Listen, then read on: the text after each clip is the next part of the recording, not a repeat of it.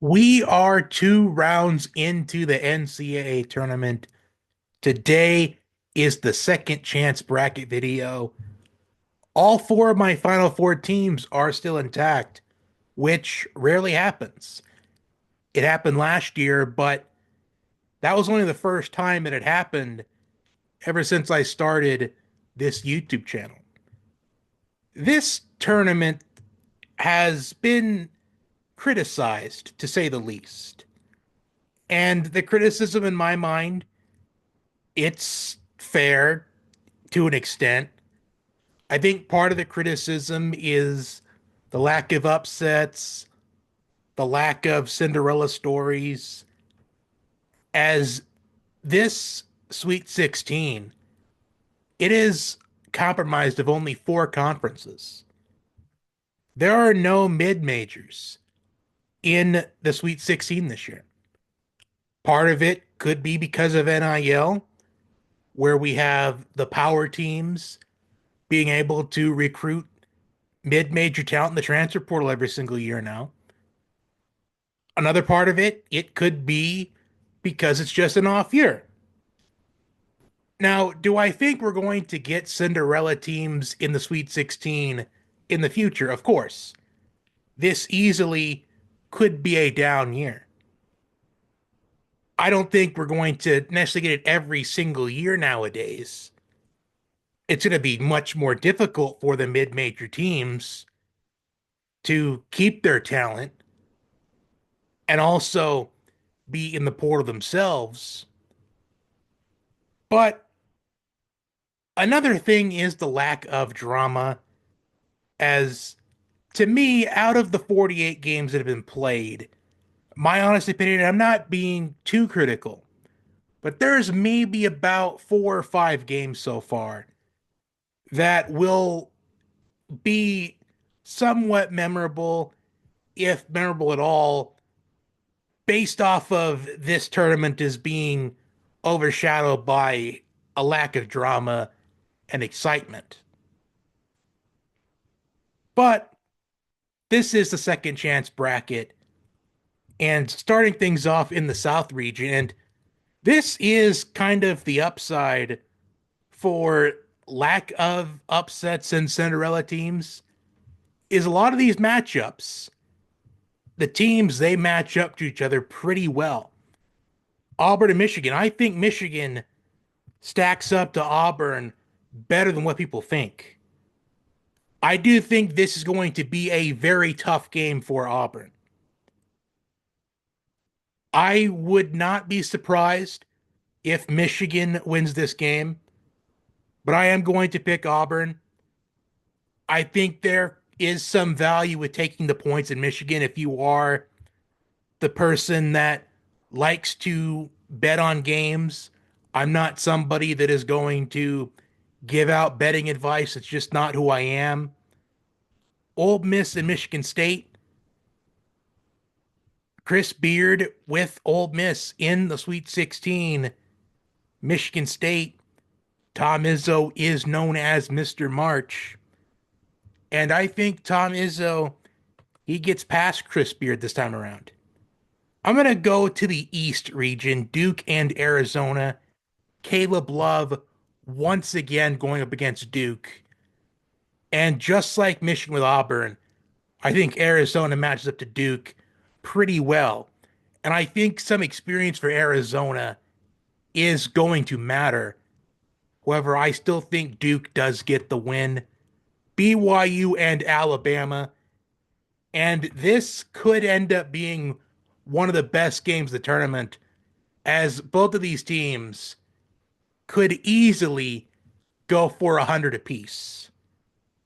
I think no matter what, if I was going to give out anything betting wise, I would say take the over in this game because Alabama's defense is shaky. BYU, if they are making their 3 pointers, they turn this game into a track meet. It could suit into BYU's favor, but I'm going to go with Alabama. In the West region, Florida and Maryland, both of these teams, they are off of very tough games in the second round. Florida against UConn, Maryland against Colorado State. And Maryland, I do feel like is off the more emotional victory with the buzzer beater by Derek Queen to get past Colorado State. And to an extent, it's a very controversial win for Maryland, as there's a lot of debate. Did Derek Queen travel or not? Personally, when I looked at the footage, I thought that it was a travel. And there are people saying that you can't just call in that situation. But here's my thing. I do feel like if the travel was, well, if the game was against a blue blood, it was against a UConn or a Duke or North Carolina or a Kentucky or a Kansas or a Michigan State, I think that gets called. But the fact it was against Colorado State, a team that people don't care for compared to the Blue Bloods, it's just play on. I do think that this is going to be a tough matchup for Florida, but I think they do move on. Texas Tech and Arkansas. Texas Tech, they're a team that they are dealing with some injuries. They have been, while Arkansas, they have been as well, but they're getting players back. And I am going to go for the upset here. I did have Texas Tech in my Elite Eight in the original bracket video, but I'm going to go with Arkansas to advance, pull off the upset. In the Midwest, Houston and Purdue. And once again, I do think the 4 seed or the lower seed in this situation with Purdue matched up to Houston pretty well.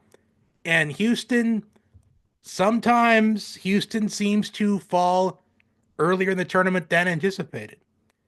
And I think it could happen again. I just think this Purdue team, they match up to Houston pretty well. And I think Purdue moves on and pulls off the upset. Plus, this is going to be in Indianapolis.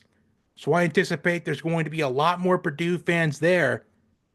Kentucky and Tennessee. I had Tennessee in my Final Four in the original bracket video. Kentucky has defeated Tennessee twice this season, but it's very difficult to defeat a team 3 times. And I'm going to go bold here and make the upset prediction. I'm going to go with Kentucky. Although if Tennessee does win this game, it is going to be the advantage of Rick Barnes coaching at this stage. As Tennessee, they have not made the Final Four. They haven't made the Final Four. And I feel like this is the year out of all years to do it. But Kentucky, I feel like Kentucky, they have some momentum going into this matchup. Florida and Arkansas, I'll just stay here on the West. I think Florida does advance. Purdue and Kentucky. I'm going to go with Purdue to advance the Final Four. I think Purdue once again goes the Final Four. Auburn and Michigan State. I am going to go with Michigan State. I'll stick to what I had in the original bracket video. Duke and Alabama. I am going to go with Duke. Now my Final Four, Michigan State, Florida, Duke, Purdue. Advancing to the championship, I have Florida, Duke, and Purdue. I am going to go with Duke. And in the championship, Florida and Duke. I had Florida winning it in my original bracket video. I did say that I did pick Duke in the preseason. I want to stick to it. But the way Florida was playing heading into the tournament, I was a bit apprehensive. Part of it was because we were uncertain about the extent of Cooper Flagg's injury. But Cooper Flagg, he looks good now. And I'm going to go with Duke to win the whole thing. That will do it for my second chance bracket video.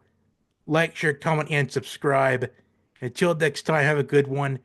Enjoy the basketball this weekend.